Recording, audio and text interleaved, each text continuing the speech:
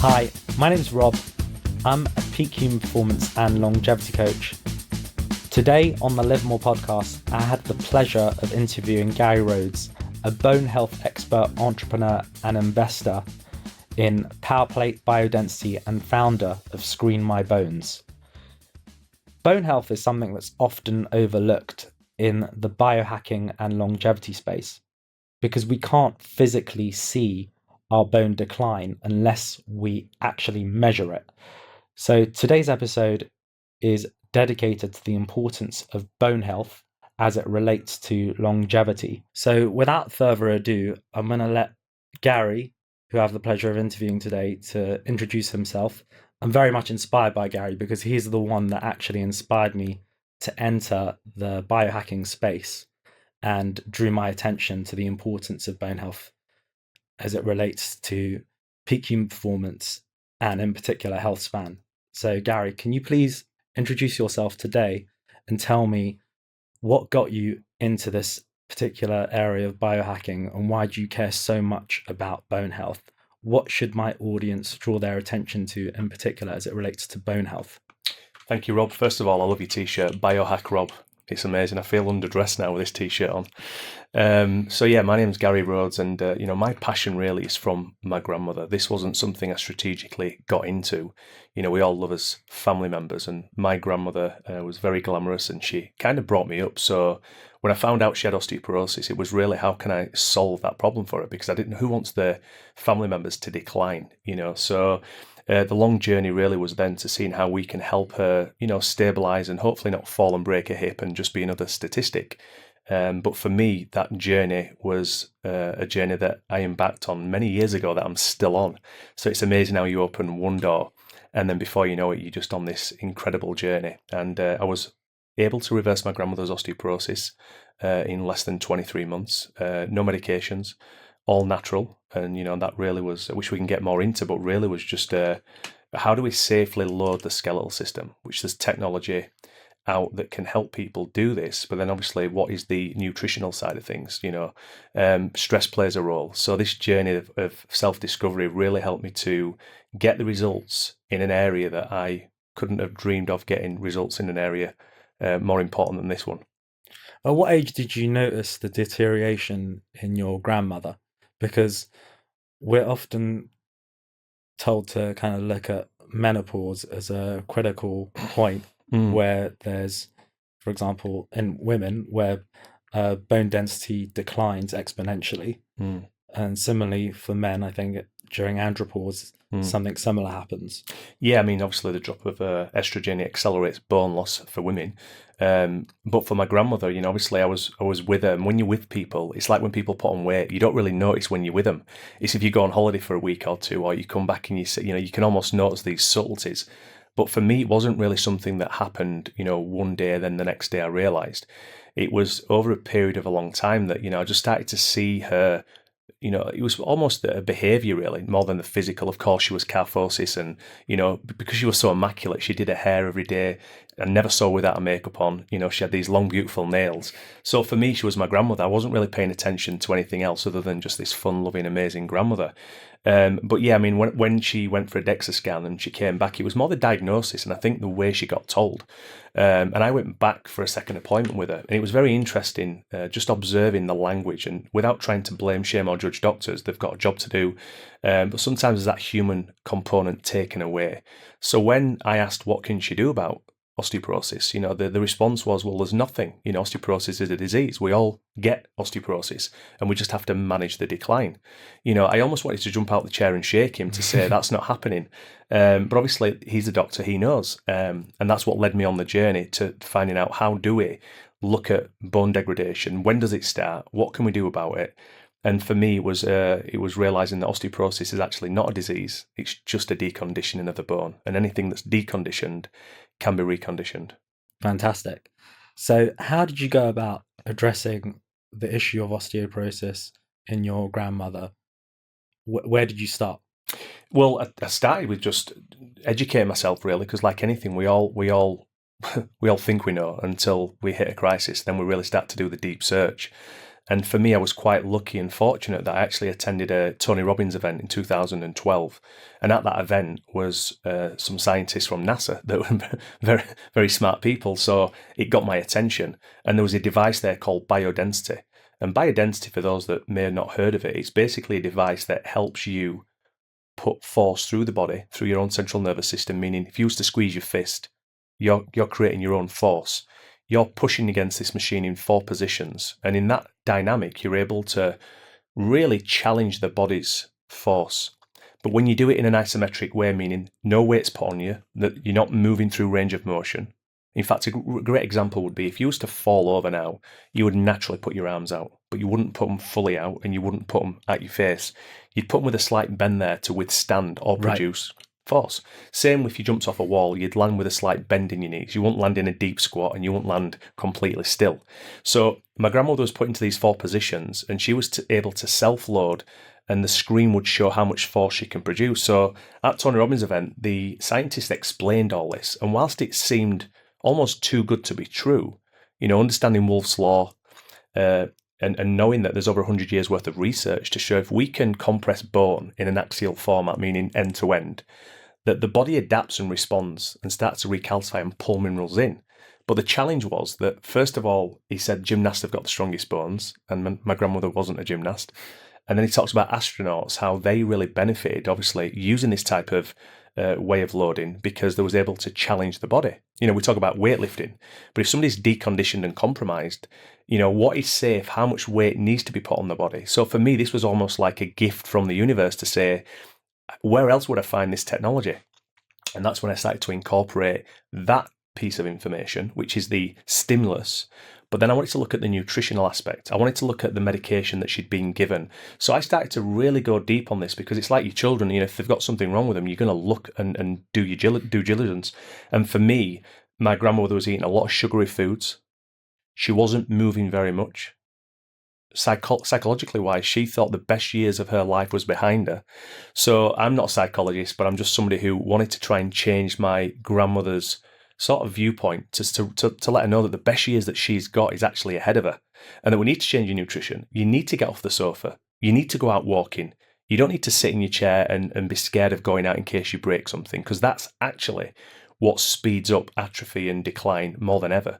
So, nutrition plays a role, exercise plays a role, mindset, emotional well-being, all of these things that I was looking at then. You don't just get in a box to say, do this, this, and this, and you can reverse osteoporosis. And whilst it might not be possible for everybody, I have seen over the last decade, thousands of people from all ages completely reverse osteoporosis.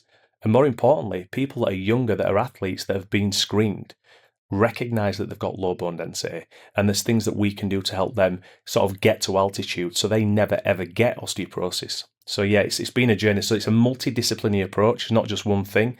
But I give my grandmother the right nutrition. We got her exercising. We got her, hydrated. And we really provided the raw materials that her body was lacking. Because so many people say, well, what food do they need? How much vitamin D3, magnesium, selenium, all these supplements that we need. Yeah. How much do they need? And I say, well, how much are you short? I think that's a great segue into why bone health is overlooked, because we also think of it as a disease that just affects the elderly. But the reality is this happens over decades, right? So it's a gradual process. It's not like overnight you wake up and you've got osteoporosis. This takes decades to take place. I mean, there's genetic predispositions, but generally we hit peak bone mass at age 30, and that's the peak. So if we're all hitting peak at 30, we're all losing to some degree 1 or 2% a year thereafter, muscle and bone. So wouldn't it be now great to measure people at age 30? Because Rob, how old are you now? I'm 43. So if we track the last 13 years of your bone density, bone quality, would that be valuable information for you? Absolutely. Yeah, because you can see the trajectory at what rate you're declining, and therefore you could predict when you're going to hit osteoporosis. So this proactive approach now, and I'm sorry I'm jumping, but it kind of comes back to the now what with how do we eliminate osteoporosis? Well, we have to detect early. And to now detect early gives us the information that you will probably do something about. So people say, well, I don't need a bone scan at 40 or 45. It's like you probably don't need a bone scan. But is it not another key metric that we would need? We measure sleep, we measure HRV. Absolutely. I mean, biohackers are mad for, over-analysing data, and probably not the best data with these Apple Watches and Garmin watches. Whilst it's useful, you have to go with your gut. If you sleep really bad and your watch tells you you've had the best sleep ever, there's something called common sense. Absolutely. You have to listen to yourself. So for me, having the correct information and biomarkers on certain things, at that point we can then measure, have it, the data has to be driven to outcomes that are successful. So with my grandmother, 23 months later, seeing her go from minus 2.7 back into the normal range of a 30-year-old. By the way, forget the scan. Physiologically, my grandmother was stood up nice and tall, her shoulders were back. She went back to bingo. She started to do dancing. She got a driving. I mean, all of these things is something that you don't put on a statistic, but it's like you get to see somebody come back alive again. And for me, what does being strong mean? It means independence. It means pain-free. It means feeling good in this body that we've been given. And if we don't check our bones, if we don't actually do something that's going to optimize us, then we're just going to decline. And unfortunately, we are going to hit the mountain when we may be in his mid-50s and 60s. Absolutely. I think it's important to look at it as it's often looked as kind of a silent killer, because we don't look at our bones like we look at our muscles. No, we can't see them, can we? We've got to consider the whole musculoskeletal system. Yes. Because muscles attach to bones. Yeah. And that's something that we have to honestly take into consideration. Well, just on that point, osteoporosis is deemed the silent killer, but actually osteoporosis kills more people than breast cancer and ovarian cancer combined. That's shocking. The statistics are shocking, because it's one of those things that just slips under the radar that, you only find out when you've got weak bones, when you've fractured. Well, for me, that's unacceptable. It really is. It's a reactive care system. And unfortunately, around the world, that's 10 to what we have. The NHS is very reactive. Nobody's running to get a bone scan in the 30s and 40s, and especially menopausal women. There is doctors that do refer, because of, obviously, we know that women do lose, up to 3% a year, potentially more per year. So that would be obvious to send somebody for a DEXA scan or an Echolight scan, but we just don't. And so many women should be getting the bone screened just to check. So can you explain the basics of a DEXA scan in terms of what actually matters there? Yeah. My understanding is that, for example, a T-score tells you where you are on the trajectory of, getting osteoporosis. Obviously, you have osteopenia, which is the onset of osteoporosis. Yep. And you've got normal, which is, like, I understand, like the green area. Yep. It would be good to understand, like, what do people need to take into consideration in terms of not just your T-score, but also biomarkers comprehensively. So what other biomarkers do you need to be looking at? For example, like if you have vitamin D deficiency, I know that's a significant factor. Yeah. Low-grade chronic inflammation, that could be a problem as well in terms of building bone. The process. Yeah, so the references are there. I mean, the T-score is to put you into 3 categories: normal bone, osteopenia, osteoporosis. And even to today, DEXA being the gold standard, that's how, when you look at what is the purpose of a DEXA scan, it's to give you a predictive risk fracture over the next 10 years. And generally, it's when you're about 55 or 65 or maybe a little bit older is when you get that result. Well, that's useful to some degree, but we don't want to kind of find out when we're 65 that we have osteoporosis, because we kind of know we was going off a cliff 10, 12, 15 years before. And that's why it's important that you get the stats much earlier. A Z-score is something that would be measured to show for your age. So if you had an 82-year-old woman that had osteoporosis, you might be categorized as normal, even though you've got osteoporosis, because the thousands of people at that age will have osteoporosis. Right. But when I heard that reference point, I'm thinking, well, my grandmother's 79, and if that's normal, I don't want my grandmother to be normal. I want her to be optimized. I want her to be back in the area of green. I want her to be in the area where her risk fracture is less than 1%. So, the DEXA scan really will give you a bone density score, T-score, a Z-score, fragility score. And really what that means is it just gives an analysis as to what is the risk fracture for that individual. Now, there's technology out now which is called Echolight. Yeah. I know you scanned me last year with it. Yeah, and this is really interesting because, of course, it's not the gold standard. And in my own opinion, is what is the gold standard? It's something that's been cross-checked by another modality. And DEXA, I don't think, was ever checked against another thing. It was just brought to the market. And so really, whilst it is the gold standard, innovation and technology comes forward. So the company Echolight, it's a research company historically, and they've looked at how they can screen people's bones through ultrasound, but also measure the bone quality, the microarchitecture. So if you was to think of a building, think of the walls, that's the density, okay? Right. And then if you think of the foundation, that would be the quality of the bones. So for me, I want to know how strong the foundation is, because that would be a bigger predictor of the building falling down than the walls. Absolutely. I mean, both are important, but Echolight bring both those to the table, really. So it measures both bone quality and bone density, and this gives you a 5-year predictive risk fracture. And the fact that it's not radiation is great because now it's more accessible. So with this technology, this is one of the reasons why we founded Screen My Bones, because even with the technology, it still needs education. It still needs to be marketed. Of course, it can come across in a salesy way, but what are the things that we're missing? We're really missing screening our bones. I mean, I bang on about bones all the time. And when I say bones, I mean muscle and bones. They're living tissues. Metabolic health resides around the quality of his muscle as well. But for me, I'm mind blown when I see these athletes and, I ask them how strong the bones are and they haven't got a clue. And you would assume that they've got strong bones. And we've scanned over 5,000 people now. And it's crazy. I'm not saying some of these might not be on steroids that sped it up. But when you look at a lot of these younger, fit individuals, it's surprising to see that they've got osteopenia and they've got quite decent bone quality. But it's interesting to see where they are right now, because if you're an athlete and you want to lift heavy weights, you want to reduce the risk of injury and you don't want to compromise your joints. Well, if everything is attached to the bone, would it not make sense that we need to look at the checklist to see what do our bones need?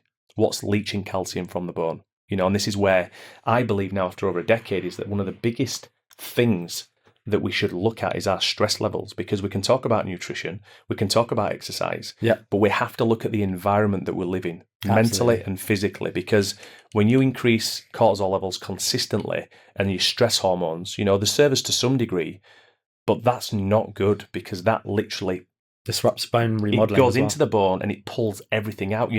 Bones hold 6% of magnesium. It's a battery house for everything. So it's like the pantry in your house. If you're hungry at night, you're going to go in and you're going to take everything out of it. So if you're low, if your immune system's low, if you've got, chronic fatigue, if you've got all challenges, it's going to go there and take the minerals out of the bone.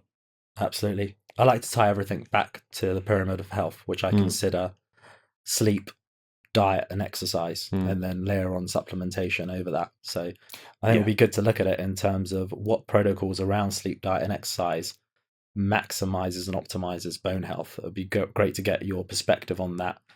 You mentioned biodensity. I think you're also an investor in PowerPlate, because when we think of PowerPlate, we see it in gyms. It's just this vibrating tool. What does it actually do? How does it just help with balance, but does it actually also stimulate bone mineral density? Does it improve bone mineral density? Yeah, the research shows that it does, but my question always is to what degree? Because if you're losing 2% a year, and let's say PowerPlate increases bone density by 1%, well, you're still losing 1%, but you're just slowing the degradation down. And that's where biodensity is really important, because that helps and enables you to hopefully put more load through the body to stimulate that osteoblastic activity, to strengthen the ligaments and connective tissue. You see, it's not just about having stronger bones.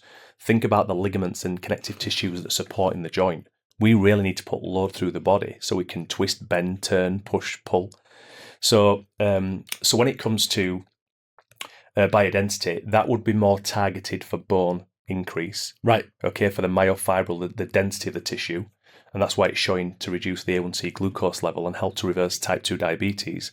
But PowerPlate is phenomenal. It's not just balance. In fact, PowerPlate for me was so important in the early days of my grandmother, because the one thing I was really worried about is that she was going to fall because she was unsteady on her feet. So her balance wasn't good. Right. And of course, I wanted to reverse osteoporosis. I didn't know it was possible at that point. But I said to her, we need to look at your balance, because most people that fall is because the balance is off. So it starts with balance, strength, and then hopefully we can increase bone density. So power plate, literally, in fact, and I'd looked at all the research. I mean, my God, back in 2012 when I started to look at all the research, I'm a hungry, reader, and I really go deep when I'm really wanting to study something.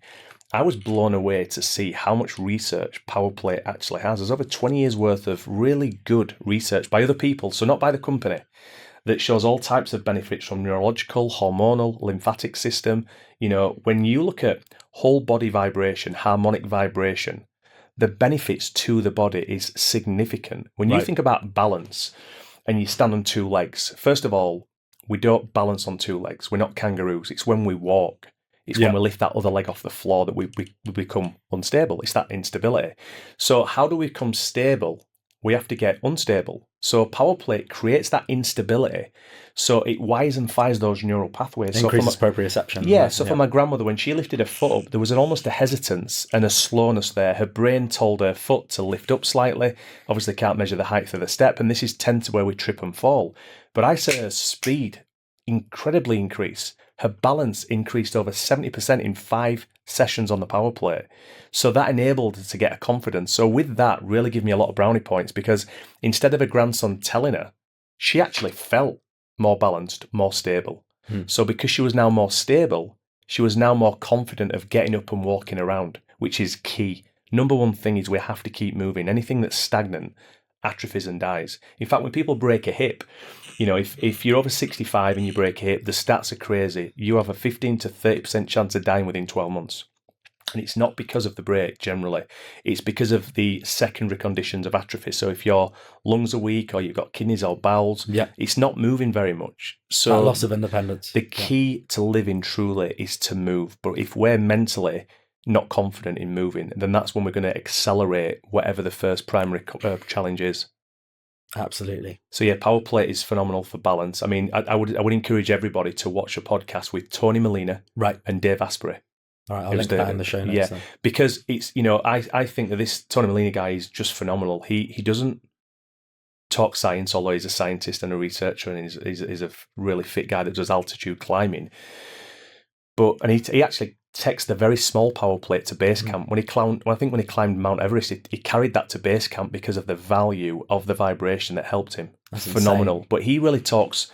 I say it English to English. He can talk it layman's terms, but he also does go a little bit scientific. But 90% of what power plate does is actually not in the marketing. It's actually in this podcast.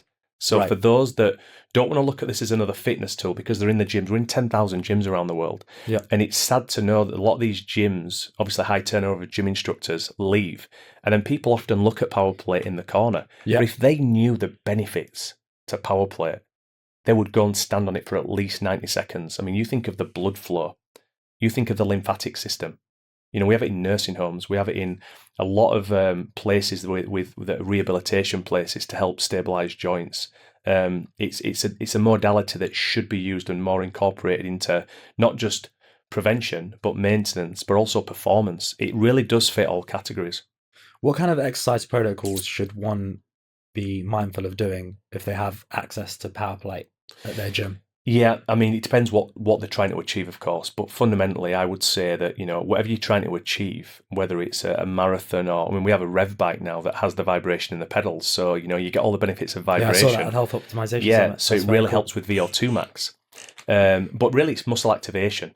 Warming up, number one. If you get to a gym and you have the luxury of having a power plate in the gym, you've probably got your warm-up routine, but there is nothing better than stretching. And if you get one with the programs on, there's built-in programs to do everything from hamstrings, glutes, the psoas, loosening up those major muscle groups. So you are going to be less likely to injure yourself before a workout, but then also finish on it. Because once you've exhausted the muscles, just doing a plank on there, just doing stretches on there, you're just going to feel so much better. And that compounds. If you do that every time, you're really going to say, well, feel so much better. What is it that I've just introduced? And it will be the power plate.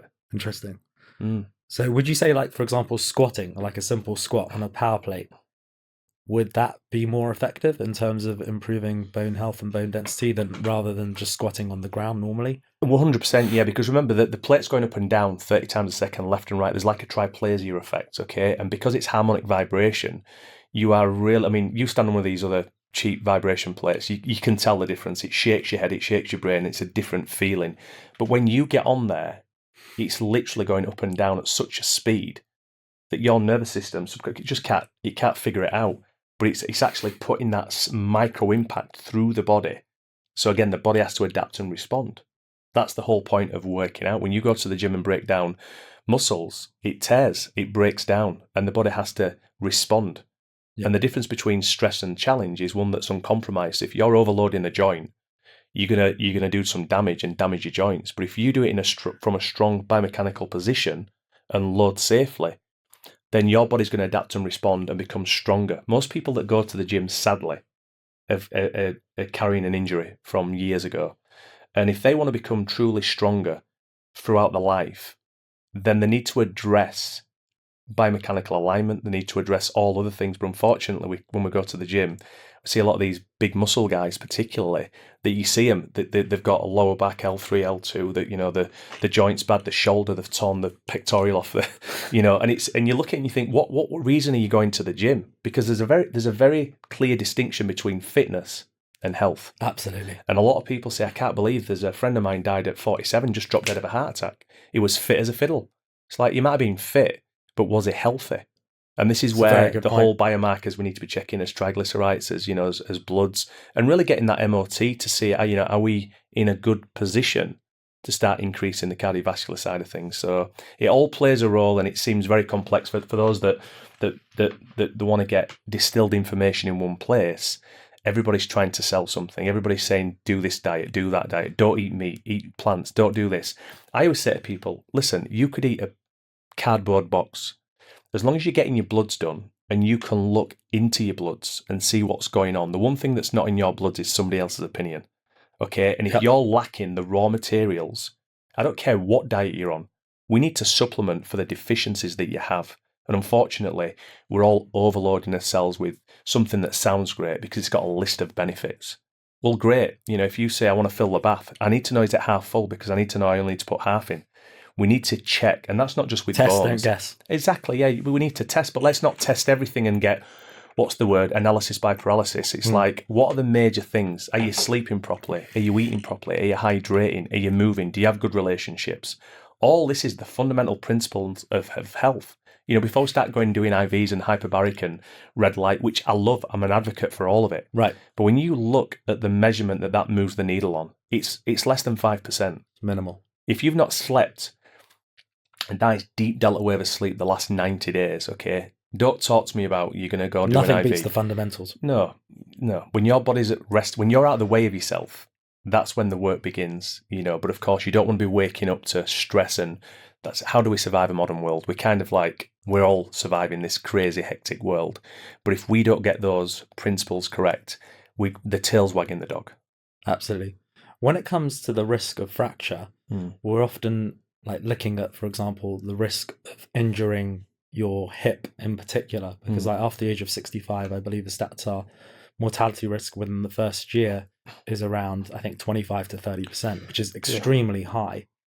How can we specifically target improving bone mineral density at the hip in particular? Yeah, I mean, the hip's measured because obviously if you break your hip, there's a problem. If you break your wrist, it's not fun, but it's certainly not going to kill you. Exactly. And especially at that age. So, I mean, it's like anything. The early detection of screening, this is our mission really, is to bring more awareness and education to everybody should be getting screened. As it's, let's say, 30 years old. We talk about menopausal women should get screened, but let's just not look at sexes here. Every person will hopefully hit 30. And at 30 years old, what should be the testing that we should do? There's probably loads of tests you can do, but there's probably a few that you should do. And I would put bone screening in there. So at 30 years old, if we can screen there, then I think people will take more action, because I can give loads of advice about what you should do nutritionally and exercise-wise. We have to meet people where they are. So where does the journey to bone health truly start? It starts with screening, with you knowing personally. Because if I talk about osteoporosis, you at 40, what are you, 43, 42? 43. A 43-year-old, blood will just drain from your face because you're a fit guy. I've seen you doing all of these plyometrics and ido-portal moves. I mean, you're probably one of the fittest guys that I've seen. But if I was to say to you, do you know how strong your bones are, had you not have met me, you probably would have said I would have had no idea. Why would I chip my bones? Yeah. And that's the challenge, you see, because we only want to do something when there's a problem. So Absolutely. if we can get people if I scan your bones and you have osteoporosis, have I got your attention? I've got your attention. Something's got your attention, because it's like, holy shit, why have I got osteoporosis? I'm fit, I'm healthy, I've got muscles, I look great. But we've got something that we need to lift the bonnet up and check underneath. Yeah. Is it a lack of absorption? Is it a lack of nutrition? Is there something going on with the methylation? Is it a predisposition? Did you never have strong bones? So we've created a web app portal that distills all of that complexity and puts it in one place. So it's your personal action plan. So it gives you the information of what to do. But the point is, we have to get you to get a scan first. So it's really our campaign globally. And we've just partnered with Dr. Von der Wright on this, because her mission is clear. She's phenomenal, is Dr. Von der Wright. And, she's been doing this for 25 years, a double board certified orthopedic surgeon. She truly is I mean, there's a lot of people out there that are doing amazing things, but she eats, sleeps and breathes this, because she's so passionate about making sure that no women have to suffer, and men as well, but predominantly women have to suffer. So she don't want you on her operating table. She wants to be able to, educate the world and put things in place that's going to help people never get, the luxury of having osteoporosis. So our mission really is to enable people to take action on screening, and don't wait till you're over 50. So we're going to do a campaign here in the UK where we're going to be putting pods in the high street, and making it affordable. But then not just scanning you, but then really giving you information of now what do you do now if you're a 43-year-old man, or a 52-year-old woman, or a 71-year-old man, or you're an athlete, or you're a corporate work person that doesn't train in the gym. We want to put you into a section where all you have to do is understand your report, and then what do you have to do next, without trying to, sell you an ocean and potion. Absolutely. Accessibility is key. Huge, yeah. Accessibility is key, and what people can do versus what they will do is very different. So not everybody, even wants to know, will take action steps towards doing it. But I think, like anything, it all starts with awareness. And then the more you're educated, the more likely you are, hopefully, to take action. Yeah, absolutely. My dad always says prevention is better than cure, treatment.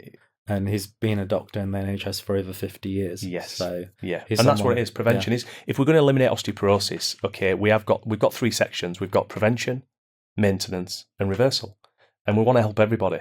So, of course, the people now that are senior deconditioned or got osteoporosis that will probably have fractures, okay, we want to address them. Now, by screening them is not going to help them. But if we can screen them and understand the bone quality and then put them on the intervention, it's great, because we truly, truly can turn the body around very quickly. So everybody that's listening really needs to know that, osteoporosis is not the end. It's just the beginning.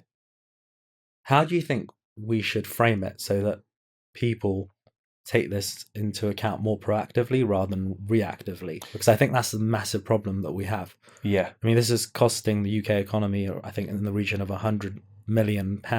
Yeah, I think in it's absenteeism more than that, or something. Yeah, it's crazy. It's in its billions. I think it might be 6 billion a year. I'll be wrong on that, but it's a huge amount. But forget the amount of money. We have a person behind every stat here. When you look at the people that it is affecting, the two biggest reasons why people are absent from the workplace, number one is mental health, emotional well-being, and number two is MSK, physical decline. Yeah. So when you look at absenteeism in the workplace, you're either showing up physically but not mentally stable, or you're showing up mentally stable and not physically able. Well, okay, the two go together. We live in the same body.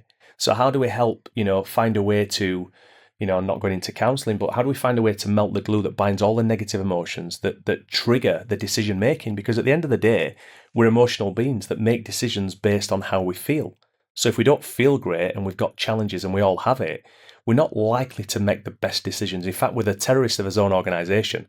We know what the right thing to do is, but we go for the pleasure versus pain. It's instant pleasure. Taking that donut, that coffee, that bagel, and that's patterns that show up every day. And then over the pace of 3, 5, 10 years, we've suddenly out of shape, overweight, type 2 diabetes, high blood pressure, more stress. And then we're getting all these health gurus like me and you throwing things at them and they don't want to know. So again, we have to come back to, what can we do now that's going to help people really take decisive action towards it? And I think it's independence. When I'm 44, I've got, 2 kids, I've got 4 grandkids. It's crazy, but what excites me is that I still feel very young, and I am very young, comparable. You know, at Absolutely. 45, I think, you know, life's really just beginning. But for me, it's about when I'm a great grandparent, I want to be able to carry the great grandkids through Europe and carry my own suitcase and be independent. So if I want that life, that quality life with my family and my friends and my loved ones, I better check the foundation of my own building. Because if I don't want anybody pushing me in a wheelchair. I don't want to be Absolutely. dragging my sorry ass, I think, through Peter Europe. Attia refers to it as the marginal decade, the last 10 The last years 10 of your years, life. yep. So I think it's very hard for people, I guess, our age to picture that. But the reality is we're all going to have a marginal decade and we don't know when we're going to enter it. Mm. And it's hard to think of our life like that. Yeah. But that's inevitable, right? Yeah. I mean, listen, we want to get to that, like Peter Attia says, we want to get to us 70s and 80s and just die. Yeah. You know, we don't want to be, it's like, there's a stat out there, I think women live longer, but like, I think average 63, but then they live 20 years in pain because that's when they hit the peak sort of independence. And then for the next 20 years, the quality of their life is not good. So we really want to look at the quality of our life. Absolutely. And if we want a good quality of life, then of course we need to sort those emotions out and as mental health. But we need a body that can carry us through it. And again, I love the fact that this is the most sophisticated technology we have on planet Earth. Absolutely. So we check his MOT on a car. We'll do all these things externally, but we often forget about ourselves. In fact, if we treat other people like we treat ourselves, I think we'd be classed as abusive partners in relationships because we often want to help everybody else, but we forget about ourselves. So we have to look, and it's not just bones, it's muscles. It's not just going to the gym because it sounds good. You know, you're training for life. You're not training for a marathon. You're training to have a long life. That is exactly my philosophy. My LiveMore philosophy is all about training for life, not for an event. Yeah, and it feels good to feel good. You know, when you go to the gym or get an ice bath and a sauna, okay, try being in a bad mood for the next 2 or 3 hours. There is no better medicine than challenging the body with lifting weights. 100%. It's just, you know, it's a feeling that, and we all drop off a couple of days or a week or so. And my travel schedule is a little bit crazy. And, you know, I'm flying out next week. I've just got back from Spain last week, traveled through the whole of Europe. And I didn't miss every 2 days. I didn't miss every 2 days I'd train. But then I left it for about 4 days. And it's not that I dropped straight into a depressive state. But my gosh, did I feel the difference between I thought I can't afford to not work out. I need to work out because I need to stay on my game. I need to stay cognitively, you know, switched on. Because the decision that you make is based on how you feel. 100%. Well, if you train and feel good, it would be a good idea to feel good and train pretty much every day, not because you're overworking yourself. Just for I got to train the mind, and the body just as a secondary gets to benefit from it. Absolutely. Going back to, for example, diet and supplementation, what would you say? Obviously, you said test, don't guess. It's important to look for deficiencies, which I absolutely agree with. For example, if you have a vitamin D deficiency, you can't just look at, for example, the vitamin D deficiency. You should look at, for example, magnesium as well. Ideally, RBC count. All of the minerals. We'll look at red blood count, and we'll look at, in terms of deficiencies on that point, we exchanged some messages, and you mentioned about dietary protein and per pound per body weight. So the general guidelines, I think, states something like, is it 0.8 grams? Which is under. Yeah, which is that's just to survive, really, not to thrive, right? Yeah. If you want to survive, take 0.8. If you want to thrive, then you might want to take 1.6, 1.8, or even 2, depending what your goals are. But you really want to double what that recommendation is in terms of making sure you're getting the right dietary protein. You see, I don't believe we have an obesity crisis. We have a skeletal health crisis. We're under-muscled and we're under-boned. Absolutely. And it's because we're not taking the right dietary protein. We're lacking in protein. You know, when you talk about collagen, we talk about where do you get your protein source from. And we can argue about plant-based and vegans and meat's acidic, and without getting into that political side. And I tend to often avoid it, not because I ain't got an opinion. I just say, listen, go back to testing, because whatever you're doing, if it's showing the results that you want, then nobody can tell you what you're doing is wrong. Absolutely. But listen to the inner voice of your own common sense, that if you're taking 0.8 grams of protein and you're under-muscled and you're challenged, and you're weak, then you might want to consider looking at lifting more weight and increasing your protein, and looking at any mineral deficiencies, nutritional deficiencies that you have, because when you get the right amount of protein and the nourishment, then it's amazing when you start challenging the body how quickly it responds. You know, I always say, how can we explain health in a sentence? And it was one of my mentors, who's called David Sandoval, who owns Purium, and he was a protege of Annie Wigmore, Hippocrates, and he said if we can just do this, everybody would be good. And he said we have to nourish the cells and detoxify the body. In essence, that's all we have to do. How do we find a way to nourish the cells and detoxify the body? We can argue about how you nourish it, and we can argue about how you detoxify it. But if you can get those two right, then you'll be a much more healthier being. Absolutely, I couldn't agree more. When it comes to testing, are there other biomarkers that we should be mindful of? Like, for example, CRP, I know is 1. Yeah. So that being above like 1 or 2 is suboptimal. I believe less than 1 is optimal. So yeah, I mean, listen, like C-reactive protein is a marker that you can look at. There's genes, predisposition genes. I think it's P something that you can check to see. It's like Alzheimer's, ApoE4. See if you're more susceptible. And ApoB for the cardiovascular side of things, and all that's great. But I think the general person we're going to lose. So yeah, of course there's markers. If you go to see a functional medicine doctor, they're going to look at the basic biometric function of what you're deficient in. Okay, and I think that's a good start. Is don't even start with a bone scan. Go get your bloods done. Let's have a clear window into your health. A bone screening device is just going to measure your bone density and bone quality. And whilst it's super important, it doesn't tell the whole story. Going and getting a liver scan doesn't tell the whole story. Absolutely. So again, getting your bloods done, getting a comprehensive panel done to see where you are, gives you an indicator to see what you might need to address. Don't guess, test. That's what we really say. Don't guess, test. And a lot of people are fearful of needles. People are ignorant because they don't want to know, because they fear the worst. So the best avoidance is let's not test anything. And that's the worst thing we can do. Yeah, I think there's a lot of attention being drawn to muscle health and VO2 max, but it's all linked to bone health as well. Oh, 100%. So having a higher VO2 max, for instance, that requires using more of your type 2 muscle fibers. So for example, a sprinter is likely to have better bone mineral density because they're utilizing more of their type 2 muscle fibers, the fast twitch, which is actually critical as we age. So any protocol should really be including more of the kind of high intensity stuff, right? Like the interval training. Yeah, I mean, there's the study that Dr. Von der Patrick talks about, the 4-4-4, which is sprinting for 4 minutes, resting for Norwegian 4x4, 4x4.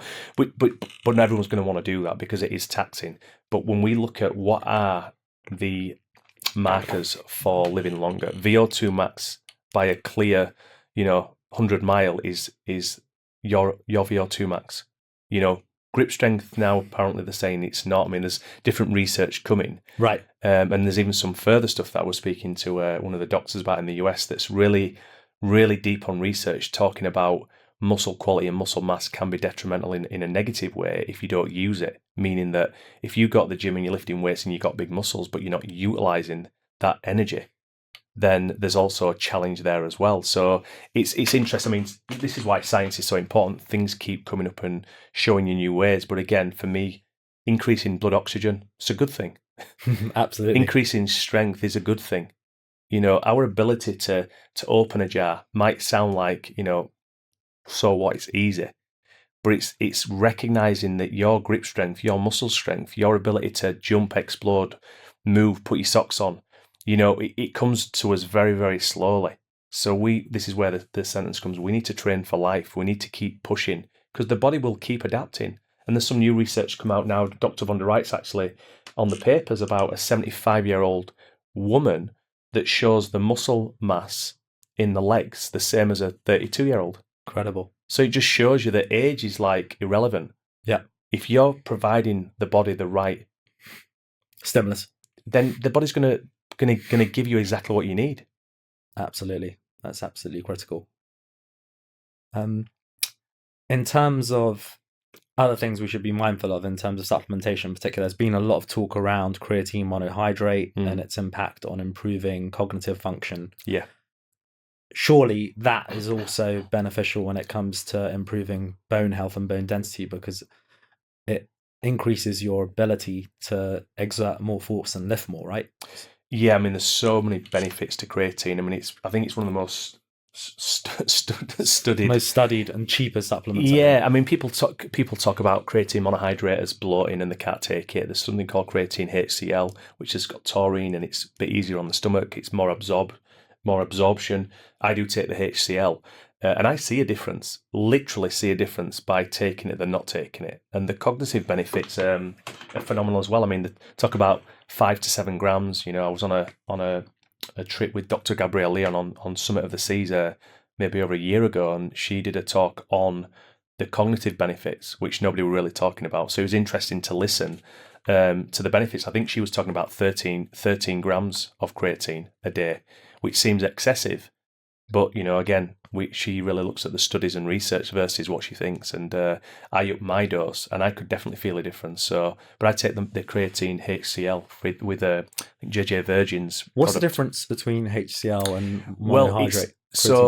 It has taurine, I think, for one thing. That's been well studied in longevity research recently, and I think it's got very positive benefits, taurine. Yeah, and I don't find, because I do bloat on creatine monohydrate, so I kind of and my stomach didn't, and a lot of people do say that, whereas I took the HCl and, the absorption is way better, I think, for me. So, and there's a lot of research behind it as well. Is it in powder form as well? Powder form, yeah. I take powder form, yeah, and obviously things like vitamin C is a really great absorption for other things as well. Absolutely. So for collagen synthesis as well. Yeah, it's crucial. It's not just one thing. It's like we talk about vitamin D3, it's K2, MK7. The K2, and then we need to drive it into the bone. So there's without confusing or going into too much detail about every supplement, what needs to be done with it. There's a sweep of supplements like selenium. It's fundamental. When you look at the 90 odd essential minerals that we need, it's kind of in salt. You get a good salt, then you're going to get Celtic a lot salt of or something. Yeah, and hydration is a key thing. Most people are clinically dehydrated. It's amazing, we don't realise we are clinically dehydrated because we're so acidic in all the coffees that we're drinking, the foods that we're eating. We forget to drink water. We go to the gym and have a bottle with us, but we don't realise we've probably lost 2 litres. We've got in a sauna. So we're not even giving back what we've actually lost. So I think, and that's why it's one of the 4, sleep, nutrition, hydration and movement. Right. And if we can get those and properly hydrate, that's why by adding a little pinch of salt in there is going to really help, to stay hydrated. What about getting a methylation test done, looking at, for example, genetic predispositions, looking at MTHFR gene, which Gary Brecker mentions? How does that relate to all of this in terms of massively? I mean, I was fortunate enough to work with Gary Brecker for a number of years, and around the methylation, and he talks about panic attacks, which I suffered from previously, and I couldn't find a way to solve it. And when Gary Brecker told me about the MTHFR gene, the methyl tetrahydrofolate reductase, the big long word, it means that you have an inability to process folic acid. So, and it's something that can be very easily sorted out with the right supplementation. So you want, methylcobin. You don't want the cyanocobalamin. You want the methyl group, which can really absorb. So I had 5 gene breaks, not good at all. So obviously increasing cancer goes up, increasing anxiety, increasing all types of challenges. So if you can correct your methylation, then it's amazing how that goes a long way to helping your health just generally. And I know people might think, well, what's a methylation test? It's a very simple test you can take. You only take it once in your life. And then you can then supplement for the deficiencies. Again, we want to make sure we're like a car. If you wanted to buy a car, you want to know what fuel source it is. And if it's petrol, you certainly don't want to be putting diesel in. And folic acid is loaded in everything that we have. So if, especially the younger ones eating all these fast foods and pastas and stuff and all these, sort of natural preservatives and, it's just not good. It's going to trigger and it's going to increase homocysteine and raise all types of levels that we don't want to do. And obviously inflammation, which is the root of all disease. I think it all ties back to metabolic health, right? And having good metabolic health is absolutely crucial when it comes to all of these factors because they're tied together fundamentally. Metabolic health is everything. That's why muscle and bones are so important. The quality of your muscle is everything. Absolutely. If we tie everything back to hormonal health, because hormones is absolutely key as well, and we're also declining there with the onset of sarcopenia that increases at an exponential rate as we age. So sarcopenia is age-related muscle loss. Yep. So obviously strength training as a protocol is important there. So are you, for example, an advocate of, let's say, TRT for men past a certain age, if, for example, they got testosterone problems? I mean, I've never taken TRT. Yeah, it's crucial that we have the right hormone balance. How you get it, where you get it is a different topic. But, the peptides now that you can take are phenomenal. And I know a lot of close colleagues that are taking certain hormone replacement therapy and, taking certain peptides to help regenerate and repair and to help increase the levels that are dropping. And we're seeing incredible results. There's no real long-term data on peptides and stuff. What peptides in particular would you point out to? For regeneration, there's something called BPC-157, which is a body protection compound, which is it's phenomenal. Actually, I do take that occasionally, and I see massive results. How's that taken? Is that in a tablet form? You can take it subcutaneous injection into the stomach fat, or you can take it with tablets, depending. There's TB500. There's all these different peptides that. What about MOTS-C? That's something I've heard of as well. Yeah, I mean, there's all these peptides that you can look at. You have to look at where you are and why you're taking it, because I think people take a lot of things for the sake of just thinking it's going to optimize the health. And again, if you don't need it, your best way of getting things is naturally. Absolutely. If you start taking things, then your body's going to shut off its own production. And this is why taking loads of NAD or, insulin, your pancreas shuts off and think, we don't need to do any of this. If you take testosterone, then your body will start to think, right, send a message to the gonads, we don't need to do any of this. Let's just shut it down. So I've got a lot of younger, when I say younger, my son 18 and his friends were saying, should we be taking any peptides? Should we be taking testosterone? I'm like, you don't realize the fountain of youth that you have right now. It's like everybody would die to have the levels that you probably have, but it's this sort of thing that we always want to optimize, but at what cost? So we have to recognize where we are. And again, it comes back to testing. What are you deficient in? And make sure you're addressing the nutritional supplement, the nutritional side of it, the sleep, because your body will not lack things if it gets the raw materials itself. So let's start with what the body can produce. And then remember, supplementing is supplementing something that's already a good, strong foundation. Most people are supplementing on a weak foundation, and therefore they don't get the results. And they're not really doing anything. It's like throwing, oil in a stagnant pond. It's just going to stay stagnant. You want a fast-flowing river. So if you do eat some bad food or you do have something that's not right, it's not great, but at least you've got a system that can flush out.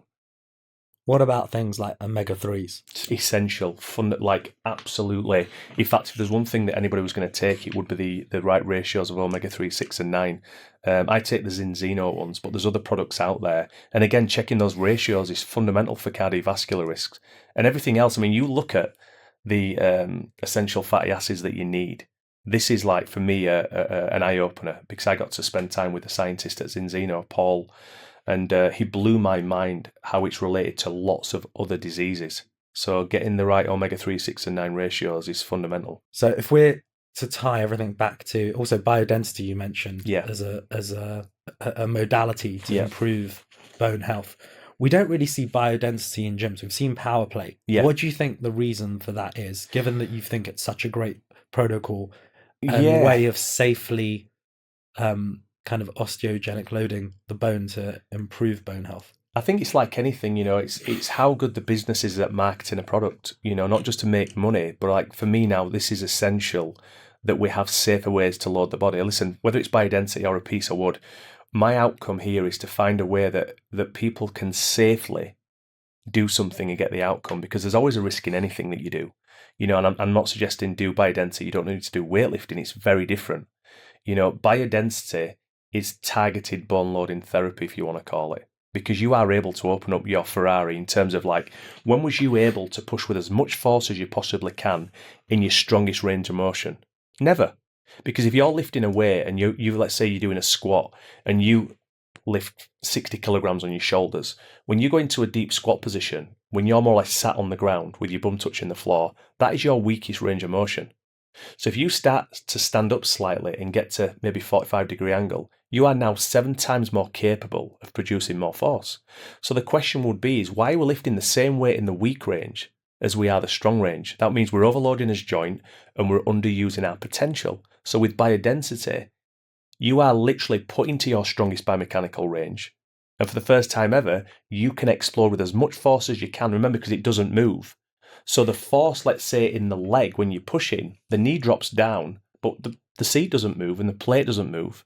So when the knee goes down there and it starts to compress, where's it going?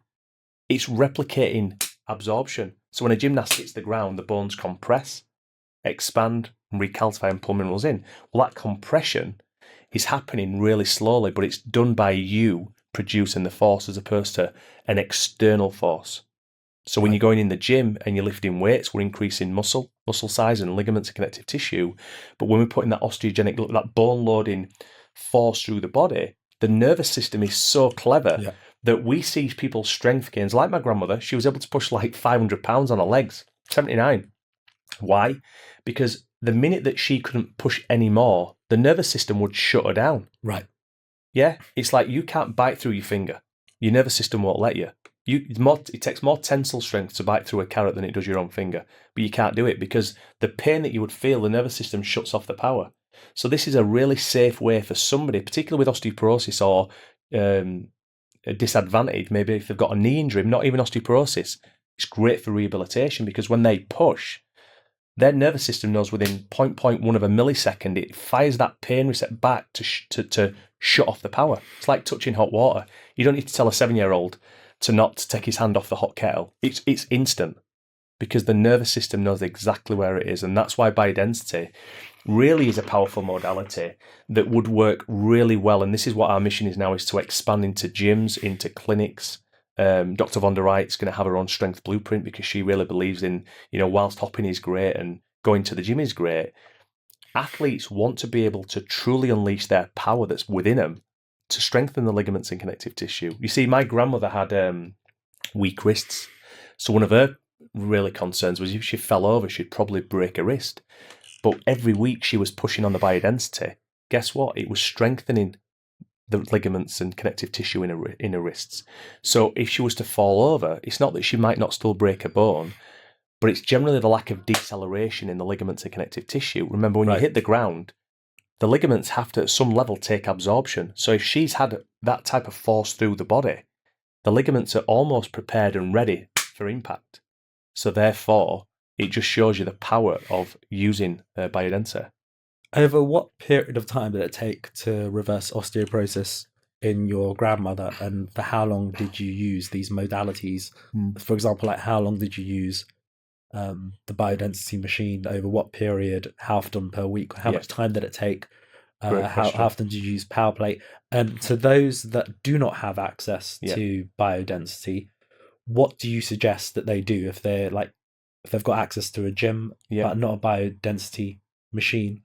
What can they do to improve their bone density? What, other than what we've spoken about, things some people can't even sprint, for example, just being mindful of, the general population. What can they do? What actionable tips would you give them? We have to meet people where they are. So if you don't get access to a power plate or a biodensity, then I would say you want to be looking at going in the gym and lifting weights if you can't afford the gym. Because remember, even when there's access, people don't go. So what can you do is move. Number one is move. And make sure you're getting the right nutrients, because number one, we need to get the right nutrients and move. We're talking about sitting is the new smoking, they say, isn't it? Sedentary behaviour, especially with a lot of people working more remotely now with COVID, with what happened in COVID. A lot more people are kind of doing hybrid work and tend to be sitting down for a lot longer and not moving enough. Yeah, stagnation is really not a good thing. But in terms of getting to the gym, is challenging the body, really challenging the body. But to make sure that you're doing it safely, just get a personal trainer. It's the best investment you could make. Somebody's dedicated their life to understanding how we can optimize the physical body. So why would you not consult with that person? And even if you're very knowledgeable, I have a personal trainer. My son has a personal trainer. Why? Because that person can observe and see where you're going wrong and make sure you're not injured, but also can give you all the information. So, if you've got no money, you can go walking, or you can move, you can go to these parks and there's pull-up things, certainly where I live, that you can pull up yourself. But get to a gym, make an investment in going to the gym and lifting weights. Power plate is accessible at every single gym, so that's a good start for balance, stability, lymphatic system, you know. And biodensity is going to be available because that's our mission, is to open more and more locations around the world. We've got over 100 locations now, predominantly in the US. But in the UK, we have about 5 locations. But again, it's our mission to be able to put these into existing clinics or gyms, even nursing homes, so it almost becomes accessible everywhere. But between now and then, it's just a case of challenging the body. Just find a way to safely challenge the body. Absolutely. You've mentioned the lymphatic system a number of times. How do you tie that back in particular to bone health and the importance of it? Yeah, I mean, think about it. Your heart pumps the blood. You know, we don't have a system that's automatic to get rid of waste. So your lymphatic system is really going to help get rid of toxins. So when you get on the power plate, it really starts to move the system, almost like when you step on a power plate, that is your heart for the lymphatic system. So we talk about saunas as well. You know, we certainly don't sell saunas, but if you could really take the time to get in a sauna 3-4 times a week and knew the benefits, reducing all-cause mortality, you would find particularly good for cardiovascular health. My word, yeah. I mean, there was a study done, I think, 20,000 people or 50,000 people over 20 years, the most comprehensive study. And I can't remember the stats, but the stats was alarming, how it reduces cardiovascular disease by like 40% or something. It also enhances VO2 max, I believe, as well. Yeah, I mean, absolutely. I mean, listen, every day the environment is taxing us, whether it's these lights that are in the studio, whether it's the exhaust fumes here in London. You know, we're constantly getting attacked. So if we can every day find a way to get those detoxification pathways open, then it's a good thing. And it's not only that, it makes you feel good. You know, so power plate is great, but there's so many other things out there. This is not just about power plate and biodensity. Remember, it's not just this. It's this and that. There's always other things that you should be looking at doing. So Again, if you don't get access to power plate or biodensity, again, come back to common sense. Are you eating the right foods? You know, are you hydrating? Are you moving? And most people, unfortunately, might be doing it, but they're not doing it to the degree that's going to help them to stay strong and independent into the 60s and 70s. Because when you can see what you're doing now and see the trajectory, if you keep on doing what you're doing, then it's not going to end well for most people, because unfortunately we're overworked, we're overstressed, we're overeaten, and that's a cocktail recipe for disaster. Absolutely. So to tie this episode up, what would you say are 3 actionable takeaways that my audience can realistically use as, you know, everyday protocols in their life to be mindful of and, you know, maintain their bone density as much as they can and delay the onset of osteoporosis for as much as possible? Yeah, I'd like to have 4. Okay, go for it. Number 1, I'd say go get tested. Okay, a couple £100, go get a test. Once you know, it's valuable information. You are more likely to take action when you have your own personal results. If your friend has osteoporosis, you're sorry for them, but it's not something that you might take action on because it doesn't affect you really. So you taking action and getting a scan, number 1. The other 3, I would just simply come back to one of my mentors and visit the 3. There's 5 doctors, but visit 3 doctors. Dr. Quiet. Why? Because we're in a world that we're just over consumed by. When was the last time you had a meeting with yourself? And I don't 100%. Mean that stupid. It's like, when was genuinely the last time that you sat in stillness? Because when you sit with Dr. Quiet, there's another doctor that knocks on the door, and it's Dr. Truth, which is your internal guidance system, to give you the answers that you're searching for. But because you're so busy and you're so, you know, busy to so many people for so long, you've forgotten who you are. So I can give you 3 things that you should do, but actually Dr. Quiet is one of the most important doctors, because everything that you need is within you. So don't listen to anybody else. The answers will come if you sit long enough with yourself. And whether that's meditation, whether that's reading a book, whether that's going for a walk, it's really just to be present so you can cut all the noise out and get back to that sort of inner intuition of yourself. I find that when I'm running, that's the best form of kind of... You're in motion, you're in flow. Dr. Quiet. Yeah. And so, you know, Dr. Quiet and then Dr. Truth and then, you know, Dr. Happy. I always say to people, like, you know, what does success look like? And they say, oh, in 10 years, I'm going to do this, I'm going to retire, and we're going to go do this. I'm like, great, but what between now and then, you know, oh, well, I'm just got my head down, I'm 6 days a week, I'm, you know, when the kid, and it's like, you listen to it and you think, wow, what is it you like doing? Well, I love playing golf. Okay, when was the last time you played golf? 3 years ago. 3 years ago. Okay, great. You need to visit Dr. Happy, because if we forget about ourselves in the process, then it's not just holding your breath until you get to the other end of the pool. It's these micro movements. All we have is now. So let's live now and enjoy life. And I think if we can find a way to visit Dr. Happy 3-4 times a week, then for me, that's the essence of life. Reminds me of the analogy of the Mr. Men book, when I was a kid. Yeah, we have Love to that. Simple. Listen, simple. I'm a simple guy, and a lot of people say I'm simple as well. But you just ask yourself the question: how do I feel? I feel amazing. Good. Keep doing what you're doing. And if you don't feel good, that's when visiting Dr. Quiet really will just speak to you and say, you know what, I need to go to the gym. You already know the answers. Anything that people hear off podcasts, it's just a trigger to remind them.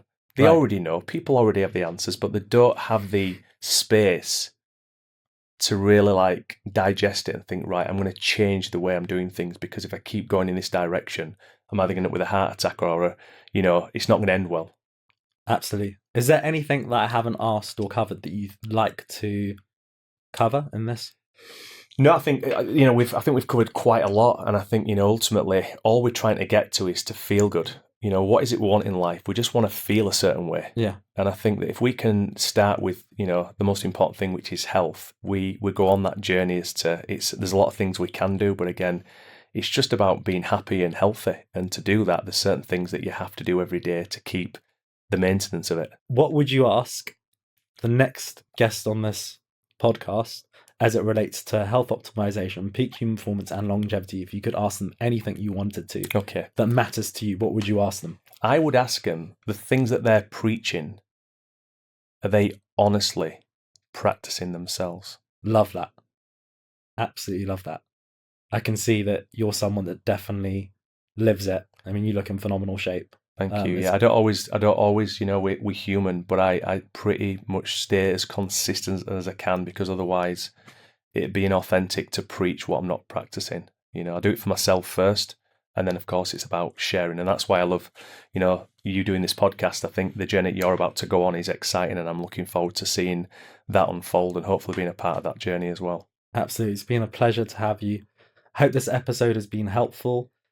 And if it has been, please share it with a friend or a relative. Thank you very much for coming today, Gary. I really appreciate it. I appreciate you. Thank you, Rob. Thank you. On today's episode of the LiveMore podcast, I had the pleasure of interviewing Gary Rhodes. He's been generous enough to offer a 20% discount to anyone who wants to get their bones screened using Echolight REMS technology. This involves no radiation whatsoever. So simply go to their website, which is screenmybones.com, and if you enter the discount code LiveMore20, that'll give you 20% off. Thank you.